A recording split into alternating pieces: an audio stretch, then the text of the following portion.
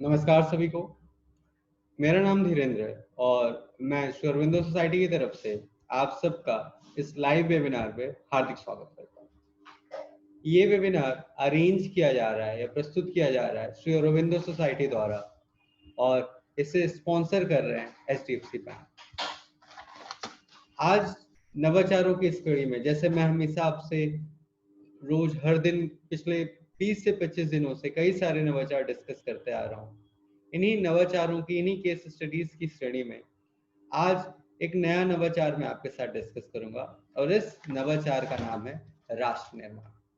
क्या है राष्ट्र निर्माण, क्या है ये नवाचार, एक एक करके हम सारी बातें जानेंगे।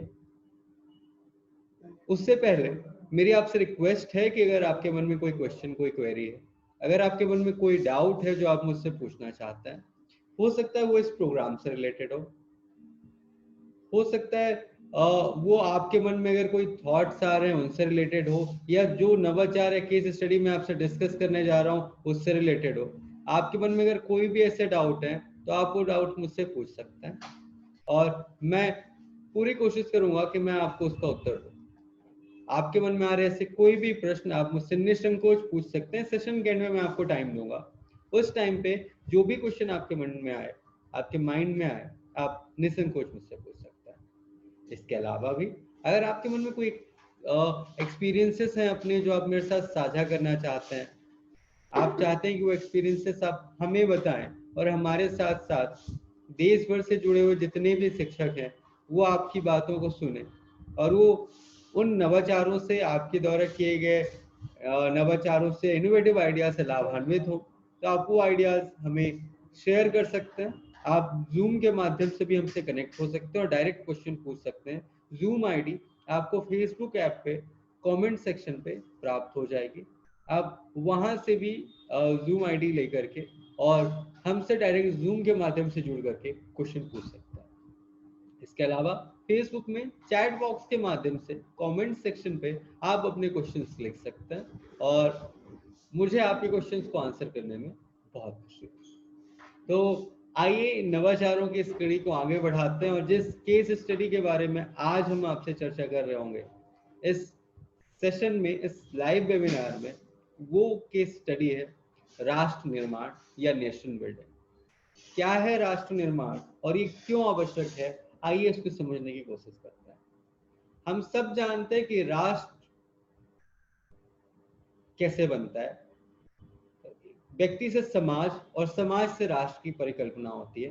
राष्ट्र हमसे, आपसे और हमारे जैसे कई सारी इकाइयों से मिलकर के बनता है। राष्ट्र की सबसे छोटी इकाई है हम व्यक्ति। एक एक व्यक्ति से मिलकर समाज बनता है और समाज से ही राष्ट्र बनता है।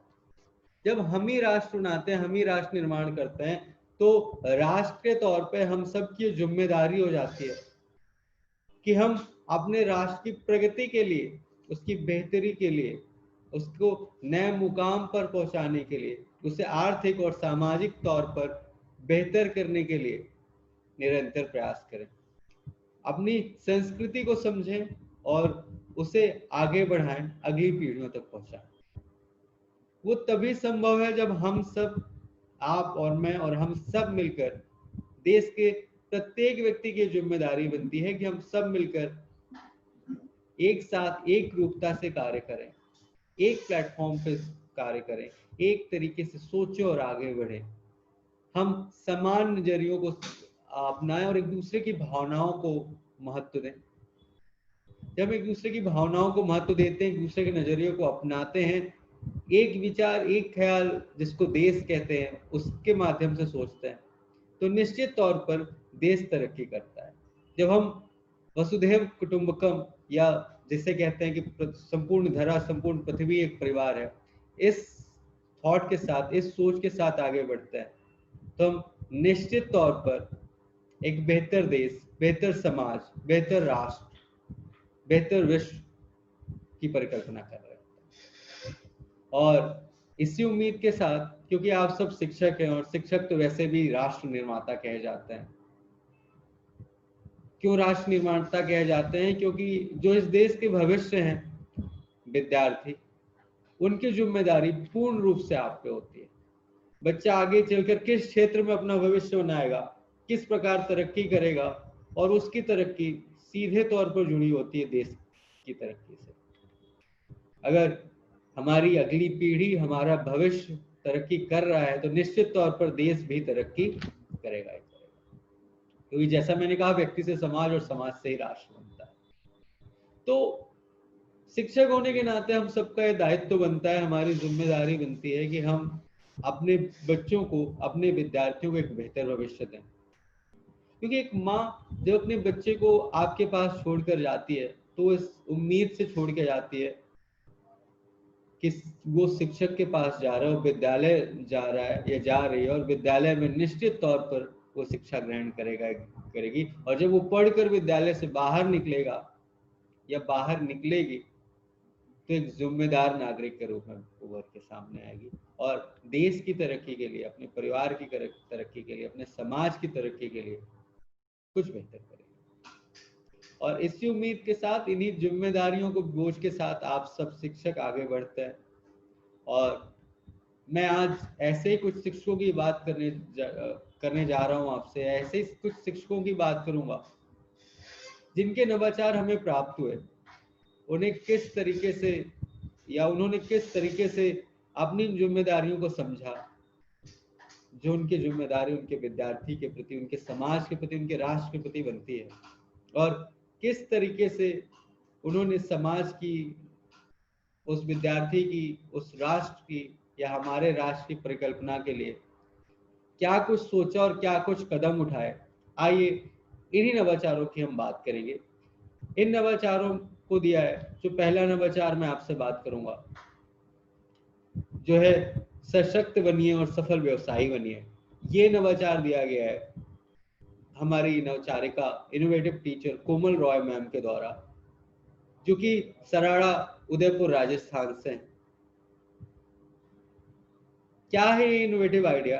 आइए इसको समझने की कोशिश करते हैं, कैसे एक शिक्षक के साथ साथ एक सफल उद्यमी भी हो सकता है। आइए इसके बारे में थोड़ी सी चर्चा करते हैं। ये इनोवेटिव आइडिया, जैसे मैंने कहा, कोमल रॉय मैम ने दिया, जो सराड़ा, राजस्थान, उदयपुर, राजस्थान से बिलोंग करती हैं। क्या है इनोवेटिव आइडिया? थोड़ा सा इसको समझने की कोशिश करते हैं। इसका नाम है, इंग्लिश में अगर बोलूं तो, be empowered, be an entrepreneur, और हिंदी में अगर बोलूं तो सशक्त बनिए और सफल व्यवसायी बनिए। टीचर ने कहा कि सर, हम में से कोई भी सफल व्यवसायी बन सकता है, हम में से कोई भी एक अच्छा व्यवसायी बन सकता है। जैसा कि हम सबकी सोच है कि व्यवसायी बनने के लिए आपको बहुत पढ़ा लिखा होने की जरूरत है, ऐसा बिल्कुल भी नहीं। आपके पास हार्वर्ड या ऑक्सफोर्ड की डिग्री हो, ऐसा कोई जरूरी नहीं। आप सफल उद्यमी बिल्कुल बन सकते हैं, बशर्ते हमारे पास कुछ नया करने का, कुछ बेहतर करने का जज्बा हो। हम समाज में आ रही उन कमियों को पकड़ पाए। अगर उन कमियों को हमने पकड़ लिया, लोगों को जो चुनौतियां आ रही हैं उसका सॉल्यूशन हमने ढूंढ लिया, उसका हल हमने ढूंढ लिया, तो निश्चित तौर पर हम सफल उद्यमी बन सकते हैं। जो हमारी इनोवेटिव टीचर है कोमल मैम, उन्होंने भी कुछ ऐसा ही किया। उन्होंने समाज में जो समस्या आ रही है उसको समझा, और उसको समझते हुए उन्होंने आगे बढ़ने का प्रयास किया। और समस्या क्या थी? समस्या वही थी जो अक्सर गांव में छात्राओं के सामने, बालिकाओं के सामने आती है, और वो समस्या है मेंस्ट्रुएशन, पीरियड्स की। कई बार होता क्या है कि इसके साथ, मेंस्ट्रुएशन साइकिल के साथ बहुत सारी मिथक, बहुत सारी भ्रांतियां जुड़ी हुई हैं, जो कि बच्चियों को जब वो कौमारावस्था में पहुंचती है तो उनके मन में भर दी जाती है। कई बार अभिभावक शायद इतना जागरूक नहीं होते हैं, या शिक्षा के अभाव में वो गलत जानकारियां जो उन्हें प्राप्त होती आ रही हैं, वही जानकारियां वो अपनी अगली पीढ़ी को दे देते हैं। उससे क्या हानि होती है कि इस कारण से बच्चियां गंदा कपड़ा इस्तेमाल करती हैं, जिससे उन्हें कई सारे इन्फेक्शन, कई सारी बीमारियों का शिकार होना पड़ता है। मैं अगर आपको यूनिसेफ का एक डेटा बताऊं, तो यूनिसेफ के डेटा के अकॉर्डिंग 23% बच्चियां विद्यालय आना, जब पीरियड्स होते हैं उनके, तो उस दौरान वो छोड़ देती हैं। 23% बच्चियां ड्रॉप आउट कर देती हैं, जब वो कौमारावस्था में पहुंचती है। टीचर ने कहा सर 23% बहुत बड़ा काउंट है कि बच्चा स्कूल आना, कुछ एब्सेंट रहे, ये बात नहीं है कि एब्सेंट हो गई, बच्चियों ने स्कूल बंद ही कर दिया, ड्रॉप आउट ही हो गई। मतलब 23% आप समझ लो कितना बड़ा काउंट है। बच्चियों ने सिर्फ एक समस्या भी नहीं कहूंगा मैं उसे, पीरियड से नॉर्मल प्रक्रिया, स्वाभाविक प्रक्रिया, प्राकृतिक प्रक्रिया जिसके कारण से 23% बच्चे स्कूल आना बंद कर देते हैं। इसी कारण से हमारे इनोवेटिव जो टीचर हैं कोमल मैम, उन्होंने कहा कि सर हमने सोचा कि क्यों ना ऐसे कोई तरीके अपनाए जाए जिससे बच्चियों को इस प्राकृतिक प्रक्रिया के बारे में समझाया जाए, इसके साथ जो भ्रांतियां, जो मिथक जुड़े हुए हैं उनको दूर किया जाए, और साथ ही साथ उनके अभिभावकों को भी समझाया जाए कि किस तरीके से हम हाइजीनिक तरीके से रह सकते हैं, स्वच्छतापूर्ण तरीके से रह सकते हैं, कई सारी बीमारियों को रोक सकते हैं। और इसके लिए टीचर ने कहा कि सर होता क्या है कि बच्चियां कई बार घर में पुराने कपड़े या गंदे कपड़े या कंबल आदि के टुकड़ों का इस्तेमाल करती हैं। जब गंदे कपड़े का इस्तेमाल करेंगी तो स्वाभाविक सी बात है उसके कारण से बीमारियां होंगी। हाँ, ये एक और बात है कि जो नैपकिन्स आते हैं वो उनके रेट्स काफी हाई है, और अगर हम गवर्नमेंट स्कूल्स की बात करें तो जो बच्चे आते हैं शायद उनके अभिभावकों की जो फाइनेंशियल कंडीशन रहती है, जो वो इतनी स्ट्रांग, इतनी अच्छी नहीं रहती कि वो इतना पैसा इन नैपकिन्स पे खर्च कर सकें। और इसी कारण से टीचर ने कहा कि सर मैंने सोचा कि क्यों ना हम स्वयं ही इन सैनिटरी पैड्स का निर्माण करना प्रारंभ करें और इनको हम बनाने की कोशिश करें। और इसी कारण से टीचर ने खुद ही लोगों के साथ सैनिटरी पैड्स निर्माण करने की कोशिश की। किस तरीके से की, आइए इसको समझने की कोशिश करते हैं। मैं आपसे इसके इम्प्लीमेंटेशन की, ऐसे क्रियान्वयन की बात अब करता हूँ। टीचर ने कहा कि सर हम करते क्या है, हम सबसे पहले बच्चियों को पीरियड्स के बारे में या मेंस्ट्रुएशन साइकिल के बारे में समझाते हैं कि एक प्राकृतिक प्रक्रिया है जिसके तहत आपको जाना पड़ेगा, और इसमें कोई शर्म की बात नहीं है, और ये नॉर्मल प्रक्रिया है जो सबके साथ होती है। इसमें किसी भी तरीके से तुम्हें घबराने की जरूरत नहीं है, शर्माने की जरूरत नहीं है, क्योंकि होता क्या है कि इसको लेकर के या पीरियड्स को लेकर के कई बार बच्चियां या समाज में बहुत लोग शर्म खाते हैं। कई सारी मूवीज बनी, कई सारे जागरूकता अभियान चलाए गए, फिर भी उससे फायदा तो बेशक हुआ है, लेकिन अभी भी कई सारी मिथक और भ्रांतियों से लोग जुड़े हुए हैं। टीचर ने कहा कि मैं सबसे पहले छात्राओं को इसके महत्व को समझाती हूँ, उसके बाद क्यों पैड्स या नैपकिन का इस्तेमाल करना चाहिए ये समझाया जाता है। इसके अतिरिक्त उनके माताओं को और समाज की जो कम्युनिटी की, समुदाय की औरतें हैं, उनको भी पैड्स के महत्व को समझाया जाता है, और क्यों कपड़े का इस्तेमाल नहीं करना चाहिए, गंदे कपड़े का इस्तेमाल नहीं करना चाहिए, ये सारे महत्व समझाया जाता है। इसके तहत कई सारे चार्ट, पोस्टर आदि के माध्यम से समझाया जाता है, और टीवी पिक्चर आदि के माध्यम से कई सारी डॉक्यूमेंट्री दिखाई जा सकती है, या कुछ पिक्चर्स से मूवीज दिखाई जा सकती हैं जिनके माध्यम से बच्चों को समझाया जा सकता है। तो ऐसे कई सारे तरीके जिससे टीचर्स बच्चों को समझाते हैं, उनके माताओं को समझाते हैं, और समुदाय की औरतों को इसके बारे में, महत्व के बारे में समझाया जाता है। टीचर ने कहा कि सर हमने सोचा किस तरीके से इन पैड्स का निर्माण किया जाए, क्योंकि जो पैड्स मार्केट में मिलते हैं वो काफी महंगे होते हैं। उन्होंने कहा कि सर मैंने रिसर्च की और पाया कि जो केले का फाइबर होता है वो काफी हद तक लिक्विड सोखता है, पानी सोखता है। और जानकारी के लिए मैं अगर आप सबको बता दूं तो भारत में लगभग 60,000 हेक्टेयर में केले की खेती होती है। केला एक ऐसा फ्रूट है, एक ऐसा फल है जो आप सब जानते हैं बहुत तेजी से केले का पेड़ लगता है और बहुत जल्दी जल्दी उसमें फल आता है। तो जो इससे वेस्ट निकलता है, कचरा निकलता है, क्योंकि केले के फल में एक बार फल लगा या वो मुश्किल शायद 2 बार फल लगता होगा, और पेड़ फिर दोबारा उसमें फल नहीं आते। वैसे ज्यादातर एक बार में ही केले में फल लगते हैं और फिर वो पेड़ में फल नहीं आते, वो टूट जाता है या तोड़ दिया जाता है। अगर मैं आपको बताऊं तो आप शायद आश्चर्यचकित होंगे कि केले के पेड़ में लगभग, या केले के पेड़ों से जो तना निकलता है वो लगभग 64 करोड़ टन निकलता है हर साल। तो उसके फाइबर का बड़ी अच्छे तरीके से इस्तेमाल किया जा सकता है इन पैड्स को बनाने में। टीचर ने पहले लोगों को समझाया इसके महत्व को, और उस महत्व को समझाते हुए गांव की औरतों को भी इस महत्व को समझाते हुए उन्हें सम्मिलित किया, उन्हें शामिल किया कि आओ और आप जो भी टाइम आपका स्पेयर टाइम बचता है घर के रोजमर्रा के काम करने के बाद, उस काम में उस काम को या इस पैड बनाने के काम को उस दौरान आप कर सकते हैं। आप उस दौरान ये काम करिए। इसके अतिरिक्त टीचर ने इन महिलाओं को जब वो काम करने लगे, कुछ प्रॉफिट होने लग गया, सस्ते दामों में इनको बेचा जाने लग गया, और उन महिलाओं को एक टीचर ने रोजगार समूह बनाया और इस समूह में उन महिलाओं को सम्मिलित किया और प्रॉफिट शेयरिंग बेसिस पे कि जो भी मुनाफा होगा उसको हम आपस में बांटेंगे, उस बेसिस पे गांव की महिलाओं को लगाया। इससे क्या फायदा हुआ? इससे फायदा ये हुआ कि जो महिलाएं हैं गांव की, वो आत्मनिर्भर हुई। दूसरा, गांव की बच्चियों को आसान तरीके से पैड्स उपलब्ध होने लग गए।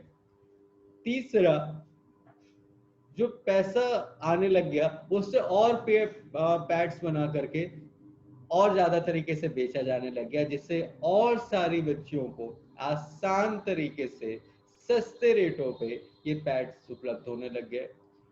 लोगों में जागरूकता आई और वो इसके महत्व को समझने लग गए। बच्चियां बीमार होने से बचने लग गई। जब बीमार नहीं होंगी तो स्कूल आएंगी, और स्कूल आएंगी तो पढ़ेंगी। तो एक छोटा सा तरीका जिसने बहुत अच्छे तरीके से बच्चों के की या समाज की एक नई तरीके से नींव रखी, और जो ये कष्ट हो रहा था या जो व्याधि हो रही थी, जिस परेशानी से बच्चियां गुजर रही थी, जो ड्रॉप आउट हो रहा था, उस ड्रॉप आउट को भी बड़े आसान तरीके से शिक्षक द्वारा कम कर दिया गया। तो ये है इनोवेटिव आइडिया जो हमें प्राप्त हुआ TIA या टीचर्स इनोवेशन अवार्ड बुकलेट में। TIA 1 बुकलेट में आपको ये प्राप्त हो जाएगा। आइए बढ़ते हैं हमारे दूसरे इनोवेटिव आइडिया की तरफ, जिसका नाम है prevention of drug abuse in teenagers. जो बच्चे हैं उनमें किस प्रकार से ड्रग जिस तरीके से वो लेते हैं उसकी रोकथाम करना, या बच्चों को किस प्रकार से नशा मुक्त करना, इसके बारे में हम बात करते हैं। ये इनोवेटिव आइडिया दिया है लाल सिंह बानी सर ने, जो कि नैनीताल उत्तराखंड से हैं। किस तरीके से एक शिक्षक ने अपनी विद्यालय के बच्चों को नशा मुक्त किया, आइए थोड़ा सा इसके बारे में जानने का प्रयास करते हैं, और क्यों ये बहुत जरूरी है इनोवेटिव आइडिया। मैं थोड़ा सा अगर आपसे जानकारी शेयर करूं तो दिल्ली ड्रग अब्यूज कमीशन कहता है, Delhi commission for protection of child rights कहता है कि हमारे देश में जो बच्चे मजदूरी करते हैं उनमें 93.5% बच्चे नशे की लत में ही ड्रग एडिक्ट है। अब समझ सकते कितना बड़ा रेशियो है। अब जब देश का जो बच्चे हैं, देश का जो भविष्य है, वही खोखला हो चुका है, वो ड्रग का, वो नशे का आदी हो चुका है, उसमें लत लग चुकी है, तो क्या आपको लगता है कि देश का निर्माण या भविष्य निर्माण जिसकी हम बात करते हैं वो बेहतर होगा, या देश प्रगति करेगा? क्या ये संभव है? ये बिल्कुल भी संभव नहीं। टीचर ने कहा कि सर होता क्या है कि कई बार बच्चे नशे के आदी हो जाते हैं, उन्हें लत लग जाती है नशे के। इसके कई सारे कारण हो सकते हैं। उदाहरण के तौर पे बच्चे को टेंशन है, प्रेशर है, उस कारण से बच्चे कई बार लत लग जाती है, उन्हें नशा करने लग जाते हैं। कई बार होता क्या है कि कुछ लोग जानबूझकर बच्चों को फ्री में नशे की लत लगवाते हैं। अब जब बच्चे नशे का आदी हो गया, इसको लत लग गई, तो बाद में यही बच्चे पैसे दे करके उन नशों को, उन पदार्थों को जिससे नशा होता है, उन पदार्थों को खरीदते हैं। इसके अतिरिक्त कई सारे बच्चे जो अपने साथियों को नशा करते हुए देखते हैं तो वो भी नशा करने लगते हैं। कुछ सारे बच्चे या कुछ बच्चे टीवी पिक्चर में देख करके नशे के आदी हो जाते हैं, और कई सारे बच्चे रोमांच के तहत या जिज्ञासा के तहत भी इस लत के आदी हो जाते हैं। टीचर ने कहा सर कई सारे कारण हैं जिसके तहत बच्चों में ये लत लग जाती है। उन्होंने कहा सर मेरी कक्षा में कई सारे बच्चे ऐसे आते थे जो विद्यालय रेगुलर नहीं आ रहे हैं, एब्सेंट हो रहे हैं। साथ ही साथ कुछ बच्चे ऐसे जो क्लास आए तो है लेकिन सोए हुए सी स्थिति में लास्ट बेंच पे बैठे हुए और उनकी आंखें बंद हो रही हैं। कई सारे बच्चे ऐसे जो बहुत ज्यादा लड़ाई झगड़ा करते थे, तुरंत छोटी छोटी सी बातों में आपस में लड़ने झगड़ने लग जाते थे। टीचर ने कहा सर मैं इनका कारण समझना चाहता था कि आखिर क्यों इन बच्चों के साथ ऐसी घटनाएं घट रही हैं, क्यों ये बच्चे ऐसी हरकतें कर रहे हैं। उन्होंने कहा उसके लिए सर मैंने सोचा क्या तरीका अपनाया जाए, और मुझे एक थॉट आया। जब मैं बोल रहा हूँ मुझे, तो मैं अपनी बात नहीं कर रहा हूँ, मैं हमारे इनोवेटिव टीचर लाल सिंह सर की बात कर रहा हूँ जो नैनीताल उत्तराखंड से, जिन्होंने ये इनोवेटिव आइडिया दिया। उन्होंने कहा कि सर मैंने क्या किया, मैंने सोचा कि अगर मुझे जानकारी प्राप्त करनी है तो सबसे पहले मुझे इन बच्चों से मित्रवत व्यवहार रखना पड़ेगा, इनसे जुड़ना पड़ेगा, इनकी समस्याओं को समझना पड़ेगा। और इसी के तहत टीचर ने बच्चों से मित्रवत व्यवहार रखना प्रारंभ किया और बच्चों से जानकारियां उपलब्ध करने का प्रयास किया। कुछ बच्चों ने संकोचवश या कई बार डरवश या कई बार अपने मित्रों के प्रति प्रेम के कारण से शिक्षकों को ये जानकारी देने से बचते हैं, और बच्चों ने ऐसे किया और जानकारी नहीं दे रहे थे। कुछ बच्चों ने जानकारी दी। टीचर ने कहा कि सर मैंने क्या किया, मैं अभिभावकों से भी मिला, उनसे भी समझने की कोशिश की, तो मुझे पता चला कि मेरे विद्यालय में कुछ बच्चे ड्रग एडिक्ट हैं। इसके तहत मैंने एक राइटिंग कंपटीशन बच्चों में कराया। मैं हफ्ते में एक दिन चुनता हूँ, उसके तहत हमने बच्चों से राइटिंग कंपटीशन कराया, और राइटिंग कंपटीशन में हमने नशे की लत नामक कंपटीशन कराया, जिसमें बच्चों को लिखना था कि नशे की लत क्या होती है, उसके परिणाम या उसके दुष्परिणाम, कैसे उन्हें लत लगी, ये सारी जानकारी बच्चों को उस राइटिंग कंपटीशन में लिखनी है। अब जिस बच्चे को यह नशे की लत है तो वो अपने अनुभव ही साझा करता है अक्सर या ज्यादातर टाइम, कि उसे लत कैसे लगी, क्यों उसने नशा लेना प्रारंभ किया, और क्या क्या दुष्परिणाम का उसे सामना करना पड़ा। कई बार होता क्या है कि नशा ऐसी चीज है जो कर तो लेता है इंसान, लेकिन जब आदी हो गया तो उसे छुटकारा पाना काफी मुश्किल हो जाता है। टीचर ने कहा सर मैंने बच्चों से फिर उसमें ये भी लिखवाया कि किस किस प्रकार के नशा करते हैं, कौन कौन से नशे होते हैं। जब मैंने वो पढ़ा, बच्चों के द्वारा लिखा गया जो भी ऐसे था या समरी था या लेख था, तो मैं आश्चर्यचकित रह गया कि बच्चे कैसे कैसे नशे लेते हैं। कई बच्चों ने बताया कि वो सिगरेट लेते हैं, बीड़ी लेते हैं, तंबाकू लेते हैं। कुछ ने कहा वो थिनर वगैरह का इस्तेमाल करते हैं जो नेल पेंट को पतला करने के लिए इस्तेमाल होता है। किसी ने कहा वो कोरेक्स आयोडिक्स जैसी कोई चीजें भी खाने के तौर पे या पीने के तौर पे इस्तेमाल करते हैं। कुछ ने कहा जो साइकिल के पंचर को सेट करने के लिए सीलेंट या सॉल्यूशन आता है उसका इस्तेमाल करते हैं। तो टीचर ने कहा कि ऐसे कई सारे बच्चे हैं जो विभिन्न विभिन्न तरीकों के नशों से के आदी हैं और उन्हें ले रहे हैं। टीचर ने कहा कि सर मैंने साथ ही साथ बच्चों को एक चिट दी और उन्होंने कहा कि आपके पास एक एक चिट है, आपको उन चिट में ऐसे अपने मित्रों के नाम लिखने हैं जो नशा करते हैं। आप अगर स्वयं नशा करते हैं तो आप अपना नाम भी उन चिट पे लिख सकते हैं। अब इससे फायदा ये हुआ कि मुझे, और मैंने उन्हें कहा कि आपका नाम, आपकी पहचान गुप्त रखी जाएगी, आप चाहें तो अपना नाम ना लिखें, सिर्फ चिट में ऐसे बच्चों के नाम लिख दें जो नशा करते हैं। टीचर ने कहा सर इससे मुझे ज्यादातर बच्चों के नाम पता चल गया जो नशा करते थे। अब मैंने क्या किया, मैंने उन बच्चों के अभिभावकों से संपर्क किया और बच्चों को, क्योंकि अगर बच्चों में इस नशे की लत लगी है तो उन्हें डरा धमका कर नहीं, बल्कि प्रेम पूर्वक उनके साथ खड़ा होकर, उन्हें समझाइश देकर, उनके साथ दृढ़ता पूर्वक खड़ा होकर के ही उनसे नशे की लत को नशे की लत का छुटकारा दिलाया जा सकता है। और इसी के तहत शिक्षक ने कहा कि सर मैं बच्चों के साथ बराबर खड़ा रहता हूँ, उन्हें समझाता हूँ कि नशे की दिक्कतें क्या है, किस प्रकार से नशे को छोड़ा जा सकता है, किस प्रकार से उसको कम करें और धीरे धीरे करके छोड़ दें। ये सारी चीजें मैं बच्चों को सिखाता हूँ, और अगर जरूरत पड़ती है तो हम काउंसलर आदि की भी व्यवस्था करते हैं जो बच्चों की काउंसलिंग करते हैं और इस लत से छुटकारा दिलवाने में सहायता करते हैं। इससे उन्हें का सर फायदा क्या हुआ कि मेरे विद्यालय में कई सारे बच्चों को स्वयं ही ग्लानि होने लग गई कि वो नशा क्यों करते हैं या उससे इस नशे से उन्हें छुटकारा चाहिए। और बहुत सारे बच्चों ने इससे छुटकारा प्राप्त किया है, छुटकारा पाया। धीरे धीरे करके जब बच्चे स्वयं इस नशे की लत को समझने लग गए, पहचानने लगे कि क्या दिक्कतें आ रही उन्हें नशे करने से और क्यों नशा हमारे लिए नुकसानदायक है, हानिकारक है।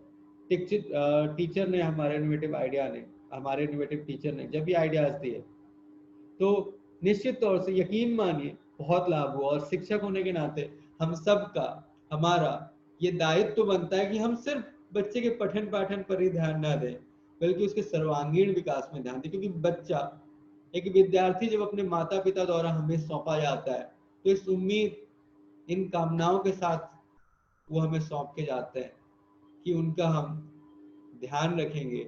और जब वो विद्यार्थी पढ़ करके हमारे विद्यालय से बाहर जाएगा तो एक बेहतर नागरिक के तौर पर उभरेगा, एक अच्छा नागरिक बन के बाहर आएगा और उसका सर्वांगीण विकास होगा। तो एक शिक्षक को पितृवत होते हुए अपने बच्चों की अपने विद्यार्थियों की कमियां, खामियों को दूर करना चाहिए और उन्हें मदद करनी चाहिए कि अगर उनमें ऐसी कोई लत है या कोई समस्या आ रही है तो उनका भी निराकरण किया जा सके। तो ये दो नवाचार राष्ट्र निर्माण केस स्टडी के अंतर्गत मैंने आपसे डिस्कस किए, जो हमारे इनोवेटिव टीचर्स ने दिए, जो सिर्फ टीचर नहीं है बल्कि समाज सुधारक भी हैं, जिन्होंने निश्चित तौर पर, मेरा ये मानना या हमारा ये मानना है कि समाज की बेहतरी के लिए बहुत ही बेहतर कदम उठाए, जिससे निश्चित तौर पर जिस भी एरिया में वो पदस्थ हैं वहां पे तरक्की होगी और बेहतर समाज की परिकल्पना की जा सकती है। ये थे इनोवेटिव आइडियाज जो मुझे आपके साथ डिस्कस करने थे। उम्मीद करता हूँ, आशा करता हूँ कि आपको आइडियाज पसंद आए होंगे।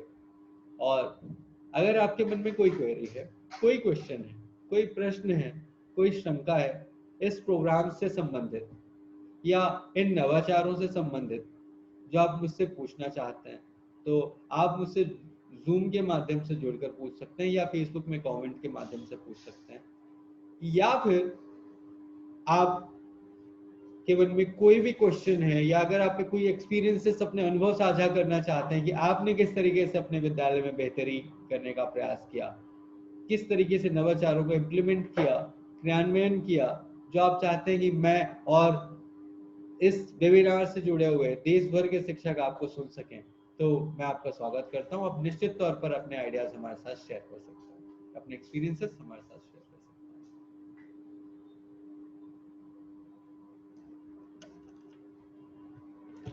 हैं। अगर आपके मन में कोई क्वेरी, कोई क्वेश्चन है तो मैं आपका स्वागत करता हूं। आपके मन में जो भी क्वेश्चन है या जो भी आपके एक्सपीरियंसेस हैं, अगर आप चाहते हैं कि आप मेरे साथ साझा करना चाहते हैं तो आप उन्हें साझा कीजिए। मैं जूम में आपके साथ लाइव जुड़ा हुआ हूँ, मैं देख रहा हूँ कि कई सारे शिक्षक हमारे साथ जुड़े हुए हैं। अगर आपके मन में कोई क्वेरी, कोई क्वेश्चन है तो आप मुझसे निःसंकोच पूछ सकते हैं, या कोई एक्सपीरियंसेस हैं जो आपने अपने विद्यालय में बेहतर किया तो आप वो भी मेरे साथ साझा कर सकते हैं। मुझे इतनी देर तक सुनने के लिए, हमारे साथ इस वेबिनार में कनेक्ट होने के लिए, अपना कीमती समय हमें देने के लिए और इन नवाचारों के, इस ज्ञान के, अनुभवों के आदान प्रदान की इस प्रक्रिया में हमारे साथ सम्मिलित होने के लिए मैं आपका हृदय से आभारी हूँ। और कल 11 बजे सेम टाइम पे इसी वक्त हम आपसे मुलाकात कर रहे होंगे इस लाइव वेबिनार पे, जहां मैं आपके साथ हिंदी में सेशन डिस्कस कर रहा हूँ। इन्हीं नवाचारों की कड़ी में यही नवाचार, राष्ट्र निर्माण या नेशन बिल्डिंग आपके साथ 2 बजे इंग्लिश में शेयर किया जाएगा, जिससे जुड़कर आप इंग्लिश में इन नवाचारों को सुन सकते हैं और लाभान्वित हो सकते हैं। इसके साथ कि हम जब अपने विद्यालय में जाएंगे तो हम इन नवाचारों को निश्चित तौर पे, जो नवाचार हमें पसंद आते हैं, उन्हें अपने विद्यालय में क्रियान्वित कर रहे होंगे। मैं धीरेन्द्र आप सबसे आज के लिए विदा लेता हूँ।